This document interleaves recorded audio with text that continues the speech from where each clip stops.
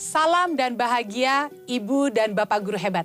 Halo Ibu dan Bapak Guru, selamat datang di modul pendidikan yang mengantarkan keselamatan dan kebahagiaan. Kali ini kita akan membahas materi selamat dan bahagia, agar kita dapat memahami fungsi pendidikan untuk membantu murid mencapai selamat dan bahagia berdasarkan gagasan Ki Hajar Dewantara.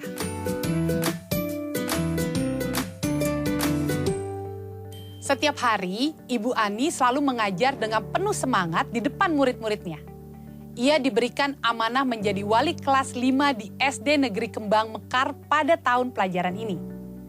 Tahun di mana penuh tantangan bagi pendidik karena pandemi COVID-19. Sungguh dapat dibayangkan, pada keadaan normal saja tugas pendidik tidaklah mudah. Dan sekarang diharuskan melakukan penyesuaian pembelajaran dengan kondisi wabah COVID-19. Suatu hari, Ibu Ani mengajarkan pelajaran ilmu pengetahuan alam tentang sistem pencernaan manusia. Sejak dari dulu, Ibu Ani terbiasa mengambil materi yang diajarkan dari satu buku teks yang dijadikan pegangannya, dengan menggunakan metode ceramah saat mengajar. Ibu Ani merasa nyaman dan cocok menyampaikan materi tentang sistem pencernaan manusia kepada semua muridnya. Menurutnya, murid juga merasa baik-baik saja ketika ia menyampaikan materinya.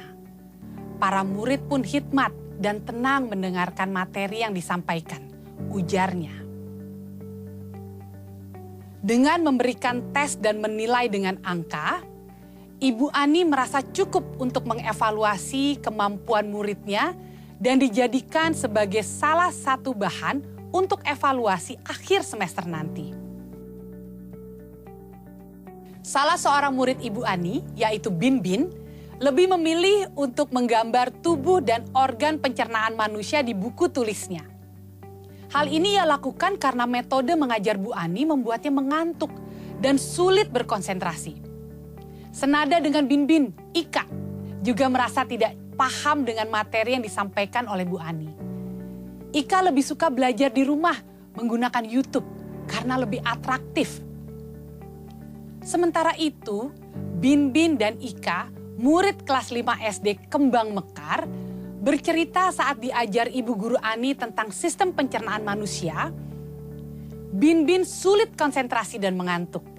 Sedangkan Ika menggunakan sumber belajar lain dari YouTube yang menurutnya lebih mudah dipahami. Agar tidak bosan dan mengantuk, Bin Bin menggambar tubuh dan organ pencernaan manusia di buku tulisnya. Dan Ika melihat penjelasan sistem dan organ pencernaan manusia melalui YouTube sambil mendengarkan materi yang disampaikan Ibu Ani. Pada saat tes, Bin Bin mendapatkan nilai 40 dari 100. Sedangkan Ika mendapatkan nilai 70 dari 100. Karena ia mampu menjawab soal tes tentang sistem pencernaan manusia. Bin Bin diminta Ibu Ani menyalin informasi apa yang sudah ada di buku teks pelajaran dan kemudian dinilai. Sedangkan Ika hanya ditegur jika lain kali untuk memakai buku yang sama yang dipakai Ibu Guru, agar bisa menjawab soal tes yang diberikan dengan sempurna. Jam istirahat adalah jam yang paling mereka tunggu-tunggu. Mereka senang sekali karena dapat keluar kelas untuk bermain di halaman dan membaca di perpustakaan sekolah. Meskipun kesenangan itu hanya sementara, akan tetapi cukup mengobati kesedihan dari nilai-nilai yang didapatkannya saat belajar di kelas. Ibu dan Bapak Guru, dari cerita Ibu Ani, Bin Bin dan Ika, kita dapat melihat bagaimana perspektif atau sudut pandang kita sebagai pendidik tidak selalu sama dengan sudut pandang atau perspektif murid. Tidak jarang murid merasakan kebalikan apa yang dianggap dan dirasakan oleh pendidik. Ketika tadi Ibu Ani merasa cocok dan nyaman dengan metode ceramah untuk muridnya, ternyata Bin Bin merasa bosan dan mengantuk saat diberikan materi. Demikian pun Ika, ia lebih memilih belajar dari sumber belajar lain, YouTube, yang berisikan materi yang sama dan menurutnya menarik. Ketika Ibu Ani merasa cukup mengukur pemahaman murid dengan tes pilihan ganda, ternyata Binbin bersedih ketika mendapatkan nilai 40 dan dianggap belum memahami materi karena standar yang ditetapkan Ibu Ani. Padahal ia menuangkan pemahaman tentang sistem pencernaan manusia melalui gambar-gambar organ pencernaan manusia. Sementara Ika, meskipun ia dianggap sudah melampaui standar yang ditetapkan Ibu Ani dan dianggap menguasai materi, tetapi Ika merasa ketakutan dan cemas karena menggunakan sumber belajar lain dari YouTube dan tidak sama dengan Ibu Ani gunakan. Sebagai pendidik, Ibu Ani sebaiknya bukan hanya memberikan pengetahuan dan informasi tentang sistem pencernaan manusia saja, melainkan juga memberikan pemahaman kepada murid tentang fungsi dan kegunaannya dalam kehidupan murid.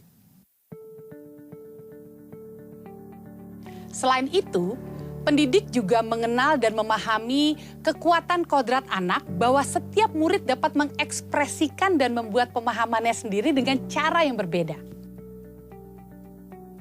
Dalam menilai pemahaman murid, pendidik sebaiknya tidak hanya menggunakan satu jenis alat pengukuran lalu menyimpulkannya, tetapi dapat menggunakan alat pengukuran lainnya yang melibatkan murid untuk merefleksikan pemahaman dari pengalaman belajarnya, evaluasi diri. Seperti yang terjadi pada Binbin, ia mampu mengekspresikan pemahamannya melalui gambar. Mungkin juga murid bisa menjelaskan dengan verbal, menggunakan bahasa sendiri, dan beragam jenis ekspresi pemahaman murid lainnya. Cerita-cerita seperti ini mungkin hanya salah satu contoh untuk mengingatkan kita apa sesungguhnya fungsi pendidikan itu.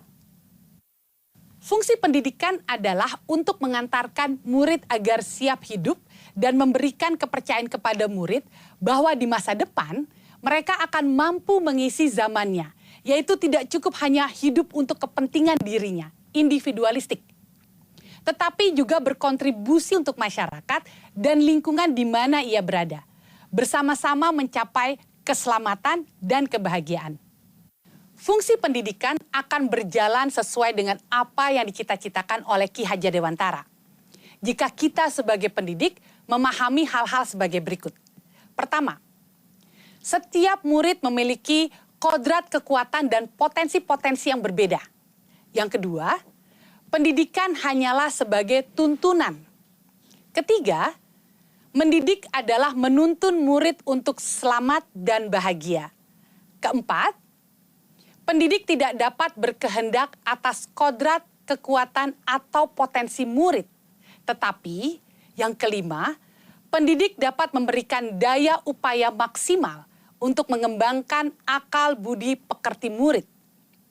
Dan yang keenam, pendidik membantu mengantarkan murid untuk merdeka atas dirinya sendiri untuk kehidupan dan penghidupannya, memelihara dan menjaga bangsa dan alamnya.